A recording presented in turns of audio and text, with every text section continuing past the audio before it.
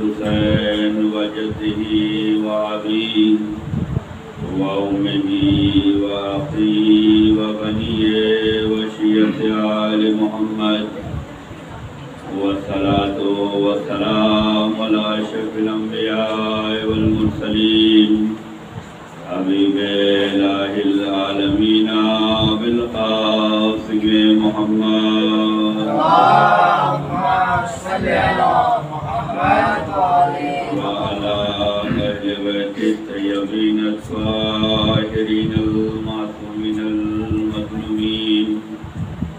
السلام على الحسين وعلى علي بن الحسين وعلى أولاد الحسين وعلى أصحاب الحسين. لعن الله أمة قتلتك ولعن الله أمة ظلمتك ولعن الله أمة سمعت بذلك فرضيت به. يا مولاي يا عبد الله إني سلم لمن سلمكم وحرب لمن حاربكم وولي لمن والاكم وعدو لمن عاداكم إلى يوم القيامة. أما بعد فقد قال الإمام الصادق عليه السلام من أراد الله به الخير كتب في قلبه حب الحسين صلوات الله. اللهم صل على محمد فریدان گرامی، ارشاد امام ہے کہ اللہ جس سے نیکی کا ارادہ کرتا ہے اس کے دل میں محبت امام حسین علیہ السلام ڈال دیتا ہے، اور اللہ جس سے برائی کا ارادہ کرتا ہے اس کے دل میں بغض امام حسین علیہ السلام ڈال دیتا ہے۔ اللہ کا شکر ہے کہ اس نے ہمارے دلوں میں محبت امام حسین ڈالی ہے، اور یہ توفیقات الہی ملی کہ ہم محبت حسین کے بل پر نیکیوں میں آگے ہیں۔ انہی نیکیوں میں سے ایک نیکی عزاداری امام حسین ہے، مجلس امام حسین ہے، پیغام امام حسین ہے، اور امام حسین علیہ السلام کے لیے سبیل لگانا، عزاداری کرنا، مجلس کرنا، ماتم کرنا، یہ وہ توفیقات الہی ہے، وہ نعمت الہی ہے جو اللہ نے ہمیں نوازا ہے۔ عزیزان گرامی، جب انسان سے کے دلوں میں محبت ہوتی ہے تو وہ اس محبت کے بل پر کام کرنا چاہتا ہے۔ اگر اللہ کی محبت ہے تو اللہ کے لیے کام ہے، رسول آل رسول سے محبت ہے تو رسول اور آل رسول کے لیے کام ہے۔ جس سے محبت کرتا ہے اس کے لیے وہ کام کرتا ہے اور اسی کی راہ پہ چلنا چاہتا ہے۔ جناب ابراہیم اور اسماعیل اللہ سے محبت کرتے تھے، اور یہ جو محبتیں ہوتی ہیں یہ امتحان لیتی ہیں۔ ابراہیم اللہ سے محبت کرتے تھے، اللہ نے ان کا ہر طرح سے امتحان لیا، اور وہ امتحان میں کامیاب ہوئے۔ اللہ نے ان کا جہاں اور امتحان لیا، انہی امتحانوں میں ایک امتحان اولاد کے ذریعے سے بھی لیا۔ اولاد وہ نعمت ہوتی ہے جس سے بندہ سب سے زیادہ محبت کرتا ہے۔ فرش ادا حسین پہ بیٹھنے والا عزادار یہ جانتا ہے کہ کربلا کے میدان میں امام حسین علیہ السلام نے اپنے بیٹے علی اکبر اور اپنے بیٹے علی اصغر کی محبت کا کس طریقے سے اظہار فرمایا۔ تو انسان سب سے زیادہ جو محبت کرتا ہے وہ اپنی اولاد سے کرتا ہے۔ اللہ تعالیٰ سے اگر محبت ہے تو اللہ امتحان لے گا، اور اللہ نے امتحان لیا ہے۔ امتحان میں کامیاب ہو جانا یہ کمال لگتا ہے۔ جناب ابراہیم مسلسل یہ خواب دیکھ رہے ہیں کہ ہمیں اللہ یہ حکم دے رہا ہے کہ ہم اپنے بیٹے کو مینا کے میدان میں ذبح کر رہے ہیں۔ ایک دن حالت خواب میں دیکھا، دوسرے دن دیکھا اور تیسرے دن دیکھا۔ اس کا تذکرہ انہوں نے اپنے فرزند سے کیا، اپنے لفظ جگر سے کیا، اپنے نور نظر سے کیا۔ تو جناب اسماعیل نبی اللہ نے فرمایا کہ بابا جو آپ کو حکم میں پروردگار ملا ہے آپ اس پر عمل کیجیے۔ جناب ابراہیم نے اس پر عمل کرنے کی کوشش کی۔ باپ قربان کرنے کے لیے تیار ہے، بیٹا قربان ہونے کے لیے تیار ہے۔ یہ دونوں قربانی جو ہے محبت خدا میں ہونے جا رہی ہے۔ خدا سے کتنی زیادہ محبت ہے، اس کے لیے یہ قربانی ہونے جا رہی ہے۔ یہ واقعہ ہم سب کے لیے باعث نصیحت ہے، اس میں ہمیں غور و فکر کرنے کی ضرورت ہے کہ اگر ہمارے دلوں میں محبت ہے، اہل بیت کی محبت ہے، مولا حسین کی محبت ہے، تو ہم سے بھی امتحان لیا جائے گا اور ہم اس امتحان میں ہمیں کامیاب ہونے کی ضرورت ہے۔ اب اللہ محبت حسین میں ہم سے کیسے امتحان لے وہ بہتر جانتا ہے، لیکن کچھ امتحان ایسے ہیں جس پہ ہمیں غور و فکر کرنے کی ضرورت ہے، اور وہ امتحان مجلس ادا کی شکل میں ہے، خطابت کی شکل میں ہے، ذاکری کی شکل میں ہے، مجلسوں کے انعقاد کی شکل میں ہے، مجلسوں میں شرکت کی شکل میں ہے، سلام و مرثیہ پڑھنے کی شکل میں ہے، شعر و شاعری کرنے کی شکل میں۔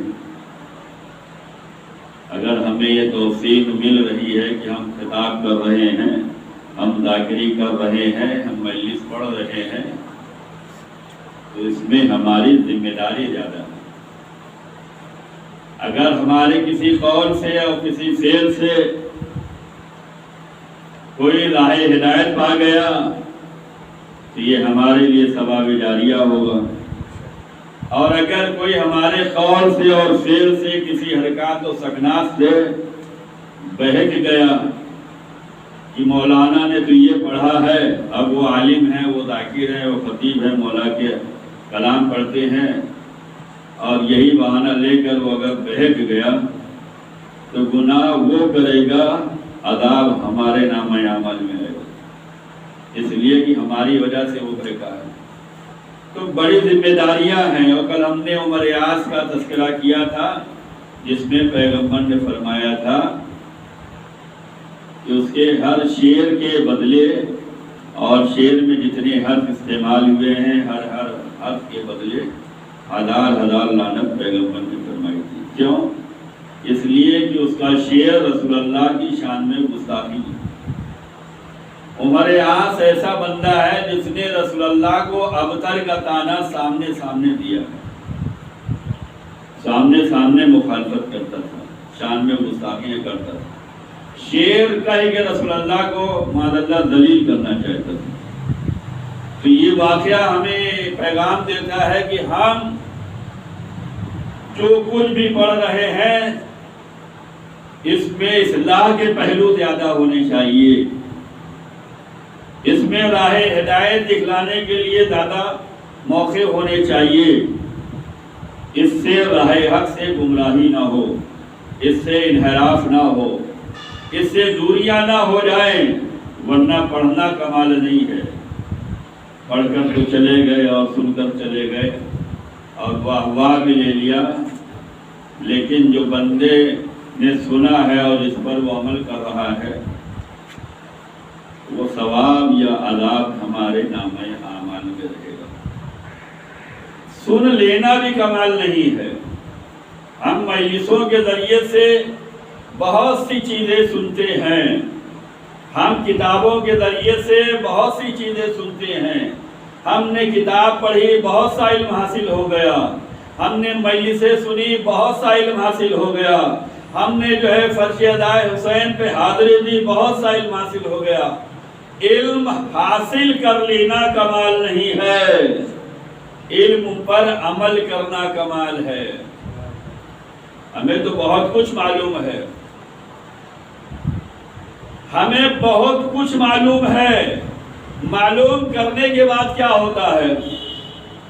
ہم اگر وکیل بننا چاہتے ہیں تو کتنے دن پڑھائی کرتے ہیں؟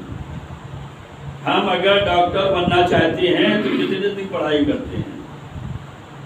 ہم اگر اپنا کاروبار آگے بڑھانا چاہتے ہیں تو کتنے دن پڑھائی کرتے ہیں؟ ہم انجینئر بننا چاہتے ہیں کتنے دن پڑھائی کرتے ہیں؟ اس کے لیے مدت ہوتی ہے، سال 2 سال ہوتے ہیں، 3 سال 4 سال ہوتے ہیں۔ لیکن یہ جو 2 سال 3 سال آپ نے پڑھا، اب اسی کو پوری زندگی نافذ کرنے کی ضرورت ہوتی ہے۔ ہم نے جو وکالت پڑھی اس میں 4 سال 5 سال جو کچھ بھی گیا ہو، اب یہی 4-5 سال جو ہم نے حاصل کیا ہے اسی کو ہم پوری زندگی عمل کرتے رہیں گے، یہی قاعدہ قانون دہراتے رہیں گے، اسی کا حوالہ دیتے رہیں گے، اسی کے ذریعے سے سارے معاملات دیکھتے رہیں گے۔ ہم نے جو ڈاکٹری پڑھی جتنا بھی سال گزارا، اب اسی فارمولے کو ہم اپناتے رہیں گے۔ تو پڑھنے کے بعد پڑھنے کی اور سمجھنے کی مدت جو ہے وہ کم ہوتی ہے، لیکن وہ پڑھنے کے بعد اس کو عملی جامہ زندگی بھر پہنچانا رہتا ہے، اس پہ زندگی بھر پابند رہنا پڑتا ہے۔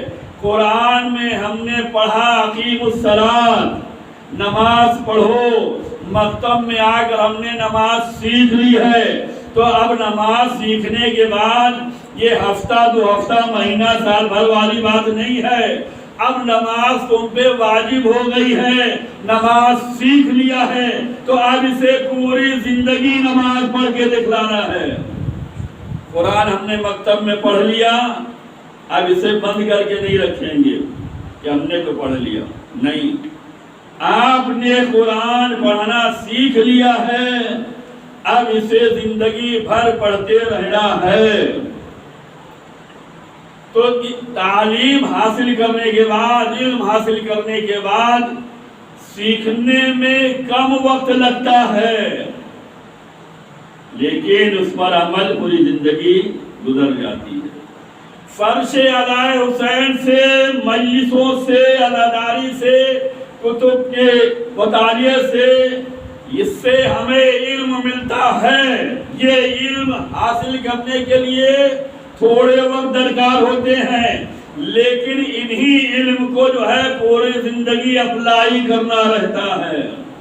آتا تو سب کچھ ہے، ہم نے فضائل حسین پڑھا، ہمیں فضیلت حسین معلوم ہے، ہمیں عظمت حسین معلوم ہے، ہمیں حدیث امام حسین معلوم ہے، ہمیں کربلا معلوم ہے، معلوم سب ہے۔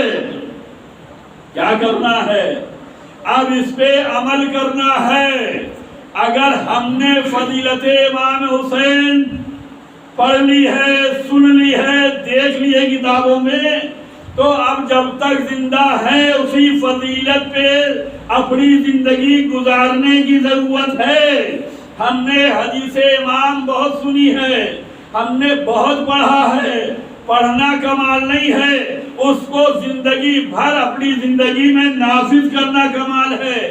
یہی وجہ ہے کہ خدائے وند عالم فرماتا ہے کہ وہ لوگ جو علم حاصل کر رہے ہیں جنہیں عالم کہا جاتا ہے، عالم اگر بے عمل ہو جائے،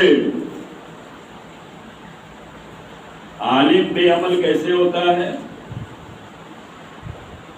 اسے سب کچھ معلوم ہے، نماز کا ثواب معلوم ہے، نماز کی عظمت معلوم ہے، روزے کا ثواب معلوم ہے، روزے کی عظمت معلوم ہے، حج معلوم ہے، حج کا ثواب معلوم ہے، خمس معلوم ہے، خمس کے نکالنے کا ثواب معلوم ہے، زکوٰۃ معلوم ہے، زکوٰۃ کے نکالنے کا ثواب معلوم ہے، زکوٰۃ کہاں خرچ کی جائے یہ معلوم ہے۔ معلوم سب ہے، لیکن اگر عمل نہ کرے تو یہ عالم بے عمل ہے، اور عالم بے عمل کو پروردگار عالم کہتا ہے کہ میں اسے 70 سزائیں دوں گا، ایک بے عملی کی وجہ سے 70 سزا دوں گا۔ یہ معاملہ ان کا ہے جو عالم کہہ جاتے ہیں، تو وہ جو عالم نہیں ہے ان کا معاملہ کہاں جائے گا؟ علم کا حاصل کرنا اسے عالم کہتے ہیں۔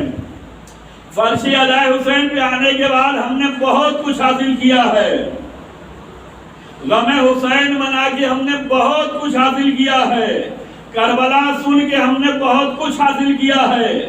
اگر حاصل کرنے کے بعد ہم نے اس پر عمل نہیں کیا ہے تو یہ عالم بغیر عمل ہے، عالم بلا عمل ہے۔ اس کی مثال معصومین نے فرمایا ہے، عالم بلا عمل کی مثال ایسی ہے جیسے شجر بلا ثمر ہوتا ہے۔ پیڑ کو ہم نے لگایا، خوب اس کو جو ہے دیکھ بھال کیا ہے، خوب پانی ڈالا ہے، وہ ہرا بھرا ہو گیا، لیکن اس میں اگر پھل نہ لگے تو بیکار ہے۔ عالم اگر عمل نہیں کرے گا تو پروردگار فرماتا ہے کہ 70 سزائیں دوں گا۔ ان میں سے ایک سزا یہ ہوگی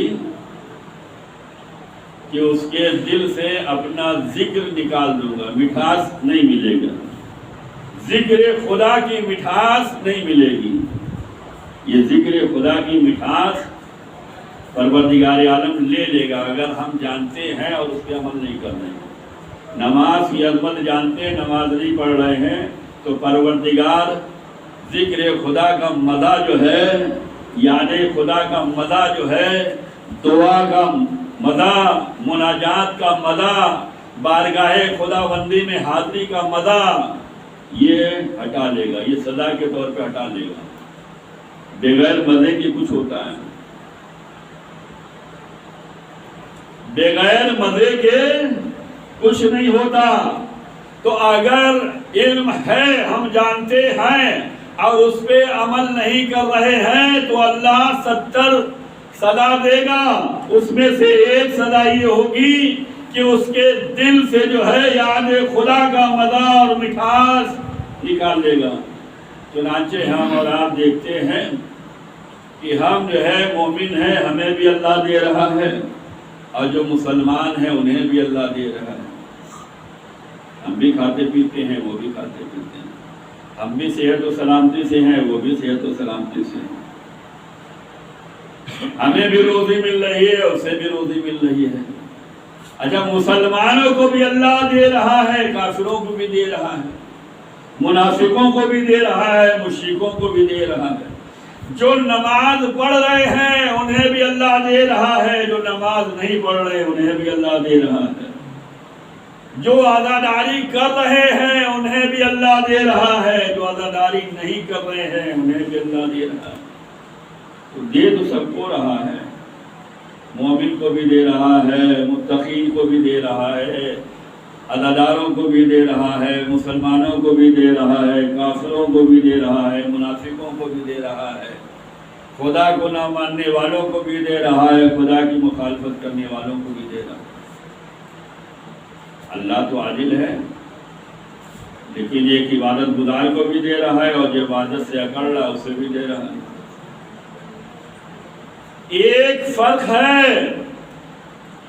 اللہ بحیثیت رب، بحیثیت خالق، بحیثیت رازق، اللہ سب کو دے رہا ہے، لیکن سب کے دینے میں ایک فرق ہے۔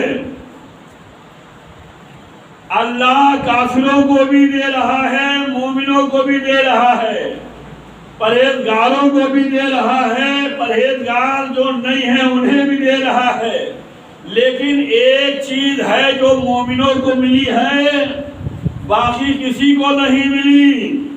جو مومنوں کو پروردگار نے دیا ہے یہ کافروں کو نہیں دیا، یہ منافقوں کو نہیں دیا، یہ مشرکوں کو نہیں دیا، یہ نماز کا انکار کرنے والوں کو نہیں دیا، یہ خدا کو نہ ماننے والوں کو نہیں دیا، یہ رسول پر ایمان نہ رکھنے والوں کو نہیں دیا، یہ اہل بیت سے محبت کرنے والوں کو نہیں دیا۔ یہ کیا چیز ہے کہ اللہ نے سب کو نہیں دیا، فقط مومنوں کو دیا ہے؟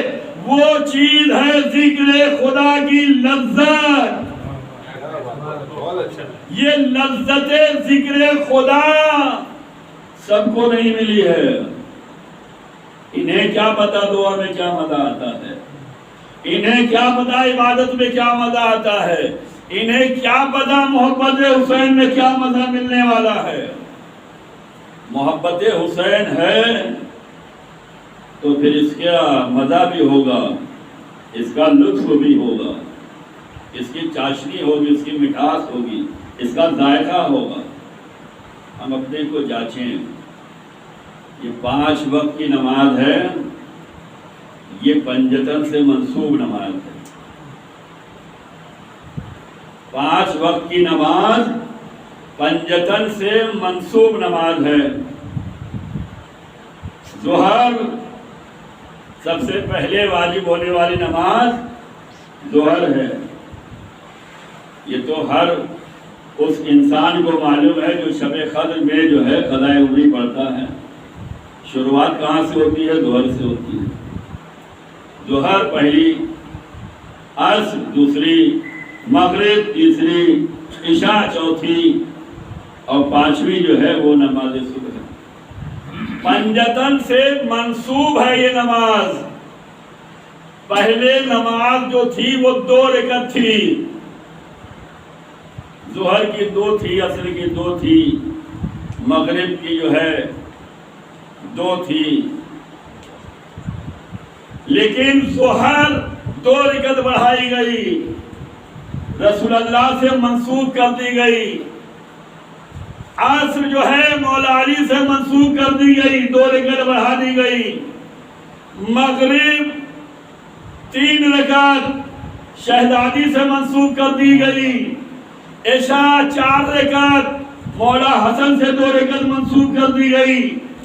نماز فجر 2 رکعت یہ مولا حسین سے منسوب کر دی گئی۔ ہم سب اہل بیت کے چاہنے والے ہیں، پنجتن کے ماننے والے ہیں۔ پنجتن سے اگر محبت ہے تو نماز پنجگانہ یاد رہے، یہ نماز پنجگانہ پنجتن سے منسوب ہے۔ اس میں کچھ نمازیں وہ ہیں جس میں قصر ہو سکتا ہے۔ اگر آپ سفر پہ جا رہے ہیں تو 4 کی 2 ہو جائے گی، پتہ چلا ظہر 2 ہو سکتی ہے، عصر 2 ہو سکتی ہے، عشاء 2 ہو سکتی ہے، لیکن نمازی یہ جانتے ہیں کہ نہ مغرب میں گھٹایا جا سکتا ہے نہ فجر میں گھٹایا جا سکتا ہے۔ معاملہ کیا ہے؟ معاملہ یہ ہے کہ ظہر رسول اللہ سے، عصر مولا علی سے، مغرب شہزادی سے، عشاء مولا حسن سے، اور فجر جو ہے امام حسین سے۔ یہ نماز اگر سمجھ میں آ گئی اور یہ پنجتن سے جو منسوب ہے، اگر یہ ہمارے دل و دماغ میں بات اتر گئی تو پھر ہم کبھی نماز سے غافل نہ ہوں گے، کبھی بھی نماز سے غافل نہ ہوں گے۔ لیکن یہ 4 کی 2 کیوں کی جا رہی ہے؟ کہا تمہاری مجبوری دیکھی جا رہی ہے، تمہاری پریشانی دیکھی جا رہی ہے، تم سفر میں ہو سکتا ہے مشکلات میں ہو سکتا ہو تم تھکے ماندے ہو، تو 4 کی 2 تو کر سکتے ہو، لیکن 3 جو ہے برقرار رہے گی، 2 برقرار رہے گی۔ پتہ یہ چلا کہ اگر نبی سے کوئی معاملہ ہے تو اس میں اللہ معاف کر سکتا ہے، مولا علی سے کوئی معاملہ ہے اللہ معاف کر سکتا ہے، حسن مجتبیٰ سے کوئی معاملہ ہوا تو اللہ معاف کرے گا، لیکن اگر شہزادی فاطمہ کی شان میں کوئی کمی ہو گئی تو اللہ معاف کرنے کے لیے تیار نہیں ہے۔ پتہ چلا 2 نمازیں ایسی ہیں، چاہے سفر میں رہو چاہے وطن میں رہو، اسے ویسے ہی پڑھنا ہے۔ ایک کا نام فاطمہ ہے، ایک کا نام حسین ہے۔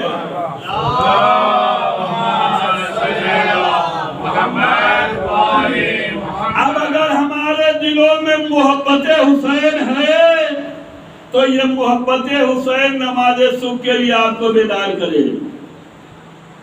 حسین کے معاملے میں کمی نہیں ہوگی۔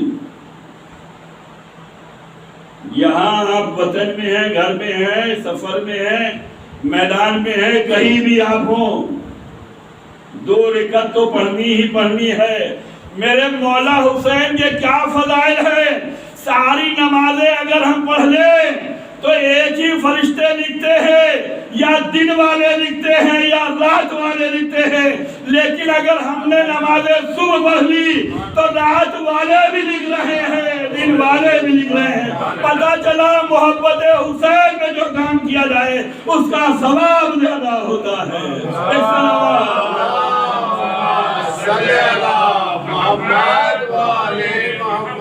محبت حسین یہ اللہ نیکی چاہتا ہے، اس نے ہمارے دلوں میں محبت حسین ڈالا ہے۔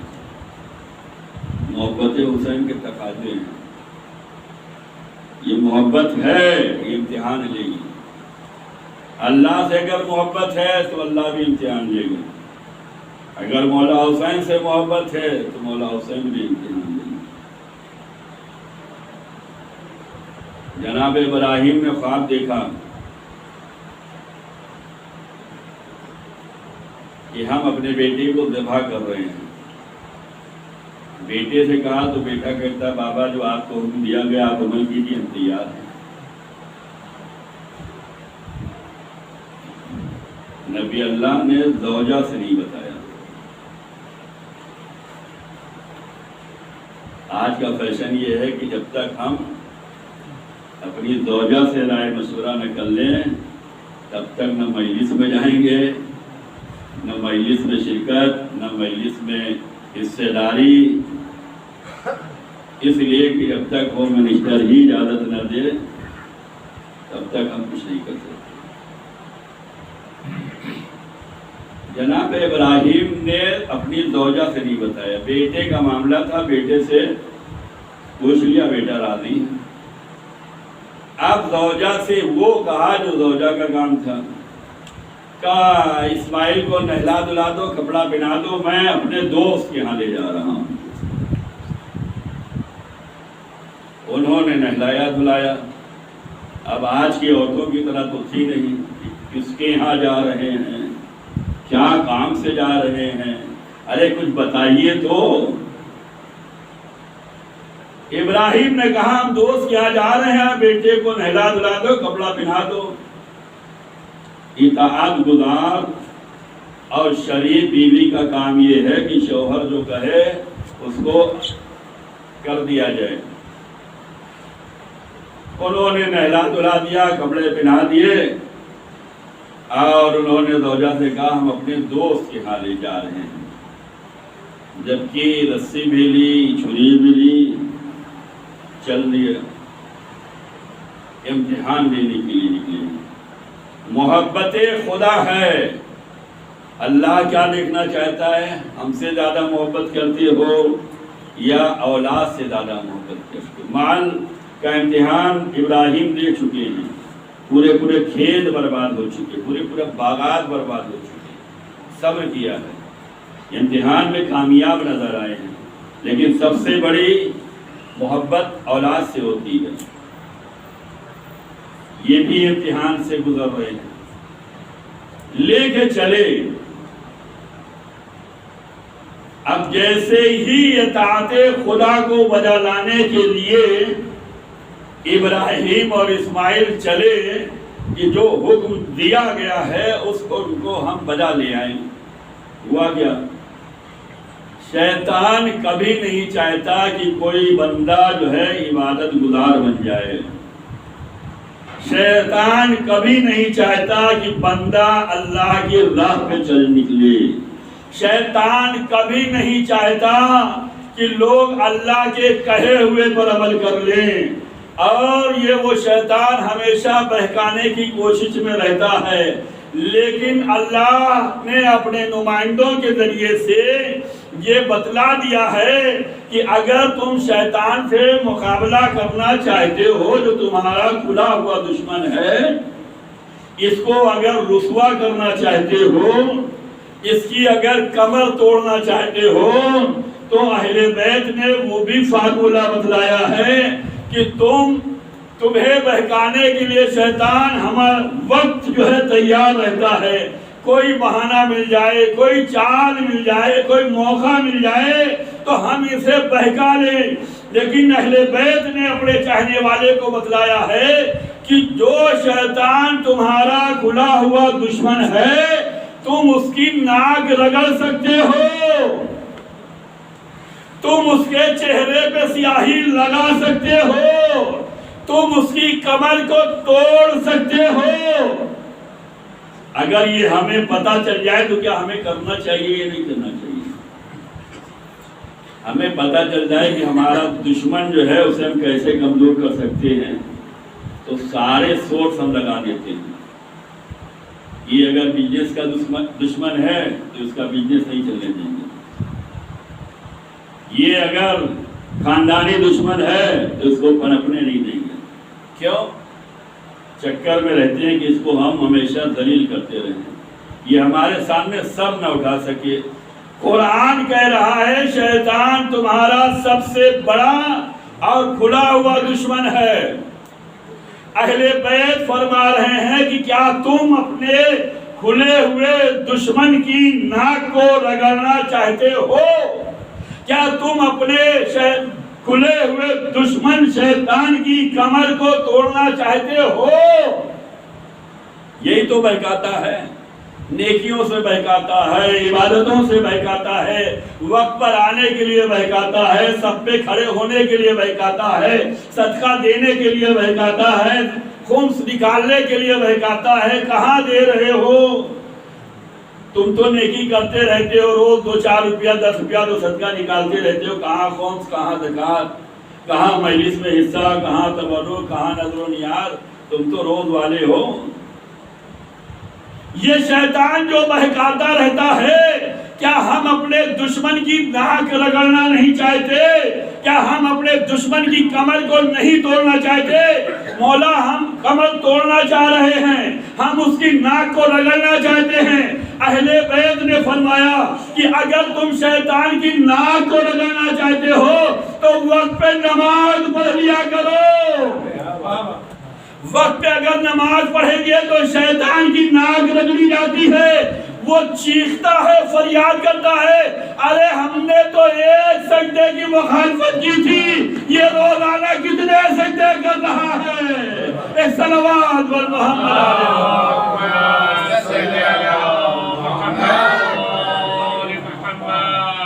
یہ سجدہ جب انسان کرتا ہے تو وہ چیختا ہے، تڑپتا ہے۔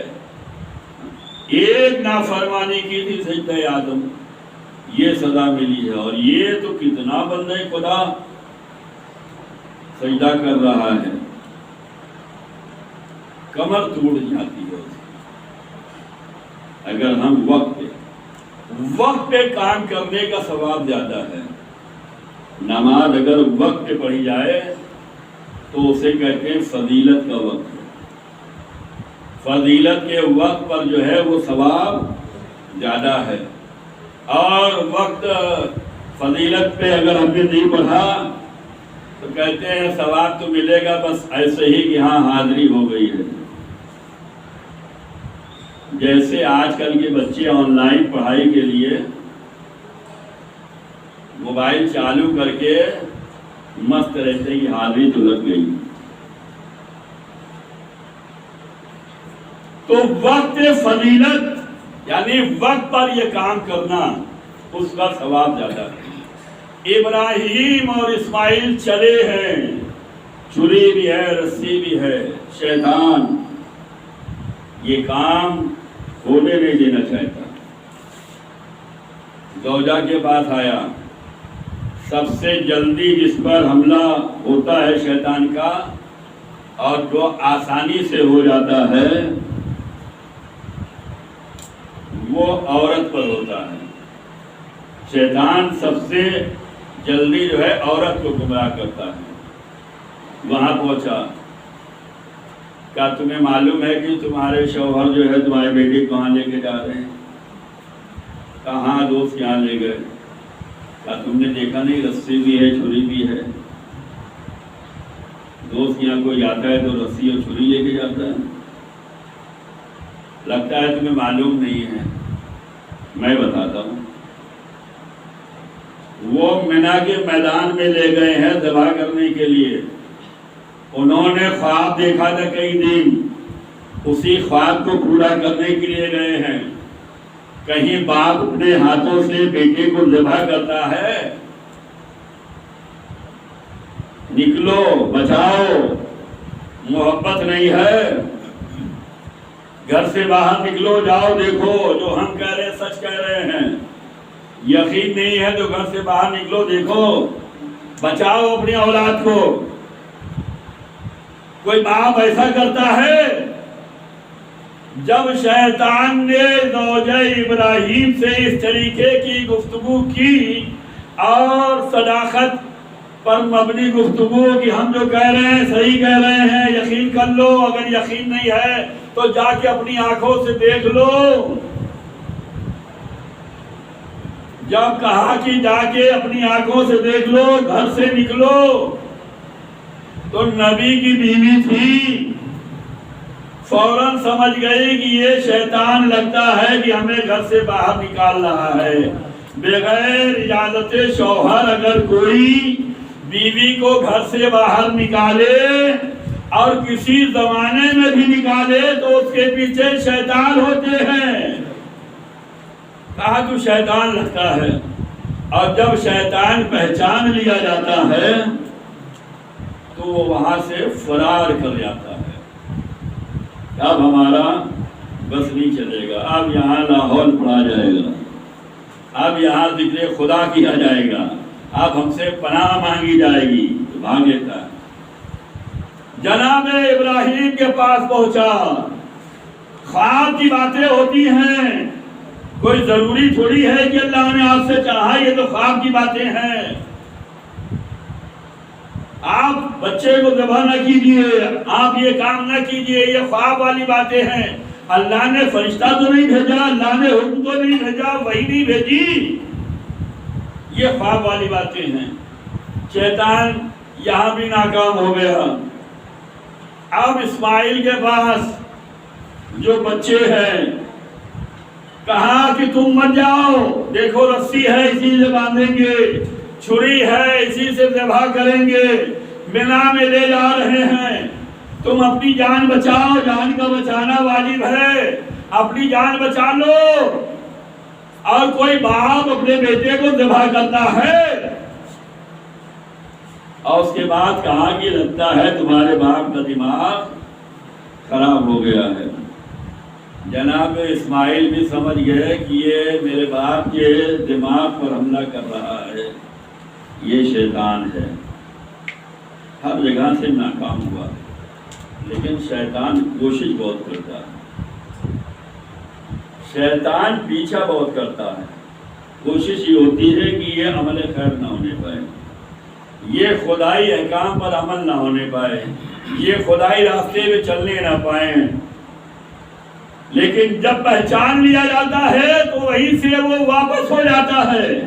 پتہ یہ چلتا ہے کہ جب تک شیطان لگا رہتا ہے تو اس فکر میں رہتا ہے کہ کار خیر انجام نہ دیا جائے، خدائی راستے میں بندہ نہ چلنے پائے، خدا کا احکام نہ ماننے پائے، خدا کی تعلیمات پر عمل نہ کرنے پائے۔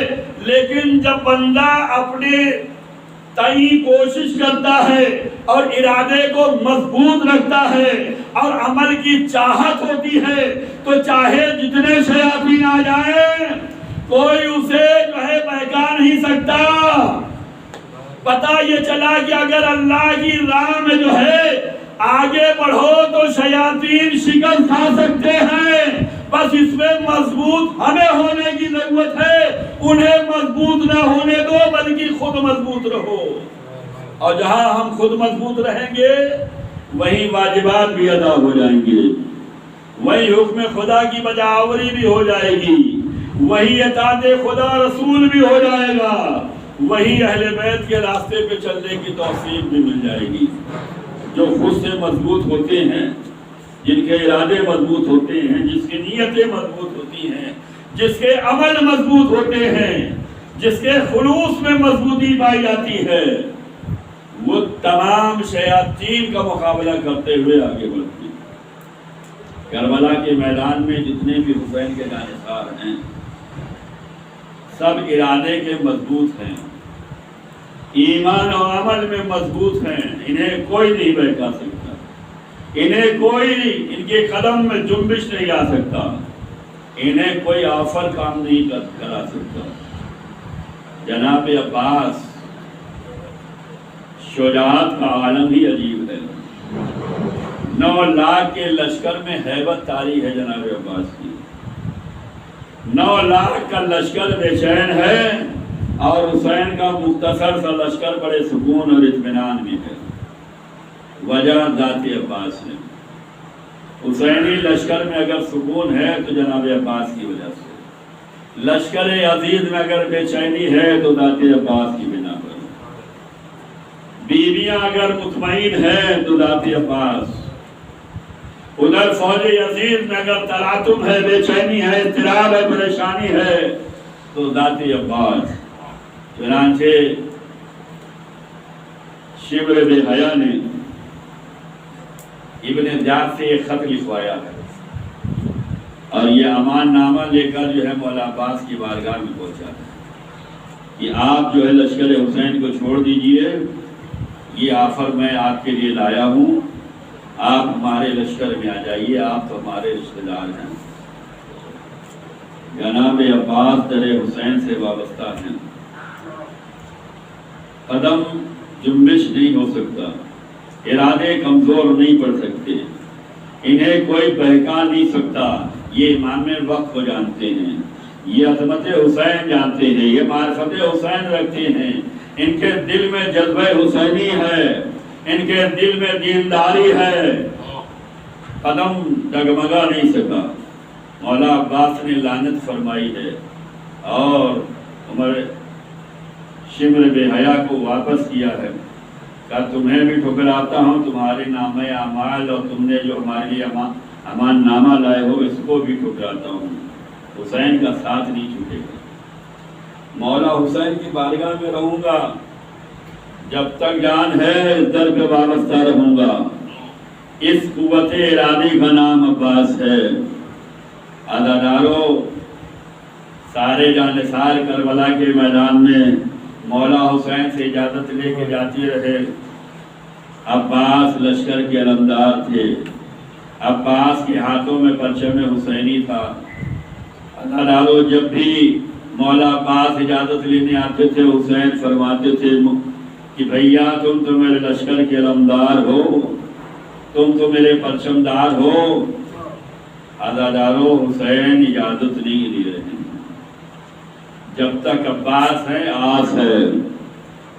جب جناب عباس کو پانی لانے کی اجازت دی ہے تو اہل حرم میں بے چینی نظر آئی۔ زینب نے بیویوں کو اکٹھا کیا۔ اے بیویوں، میرے بابا نے فرمایا تھا کہ زینب تمہارے بازو میں رسن بنے گی، اے زینب تمہارے سروں سے چادریں اتریں گی۔ لیکن میں سوچا کرتی تھی کہ جس کا عباس جیسا بھائی ہو اس کی بہن سے چادر کون اتار سکتا ہے، اس کی بہن کے بازو میں رسن کون باندھ سکتا ہے۔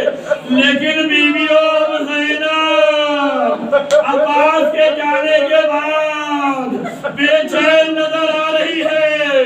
اب بندے سلامت نہیں رہیں گے، اب بازو سلامت نہیں رہیں گے، میرا عباس جا رہا ہے۔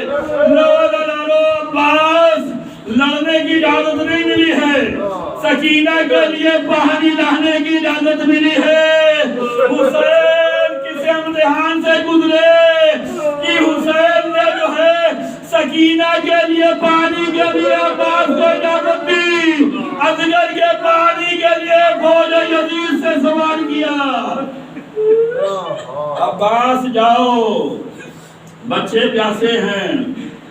مولا عباس چلے ہیں، بچے علم کو دیکھ رہے ہیں، میرا چچا آ رہا ہے، علم آ رہا ہے، بچوں کی آنکھ بڑھ رہی ہے، بچوں کو سکینہ دلاسا دے رہی ہے، وہ دیکھو چچا کا علم آ رہا ہے، بس پیاز بجھنے والی ہے، عزاداروں لشکر یزید نے گھیر لیا، تیروں کی بارشیں ہو گئی، عباس کا دایا بازو شہید ہو گیا، عباس آگے بڑھ رہے تھے، ایک ظالم نے چھپ کر حملہ کیا، بایاں بازو بھی گیا، دانتوں سے مشق سکینہ کو دبایا، گھوڑے کو تیز کیا، حیام حسین کی طرف چل رہے تھے، ایک تیر حرملہ لگا، مشق سکینہ چلی، عباس کی آنکھ ٹوٹ گئی،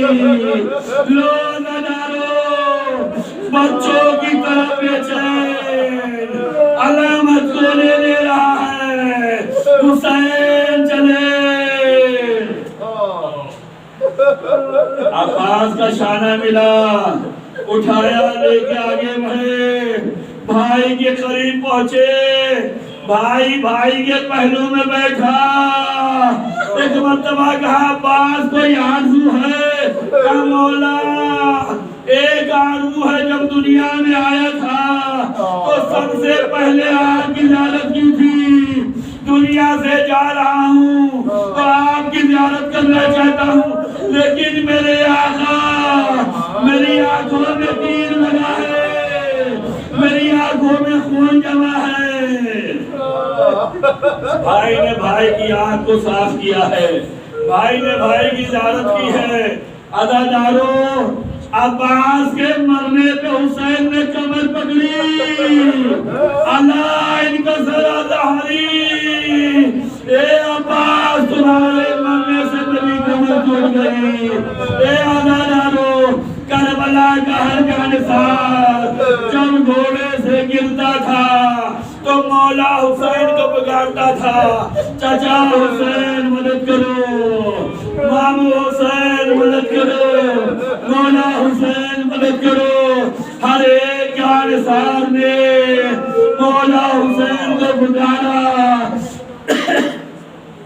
لیکن جب مولا حسین گھوڑے سے گر رہے تھے تو شبر میں حیا یہ کہتا ہے میں نے سنا حسین کچھ فرما رہے تھے، اب جو کان کو قریب لے رہے تو شبر کہتا ہے میں نے سنا حسین کہہ رہے تھے اے بھیا عباس، اے بھیا عباس، سب نے حسین کو گزارا، حسین نے عباس کو گزارا،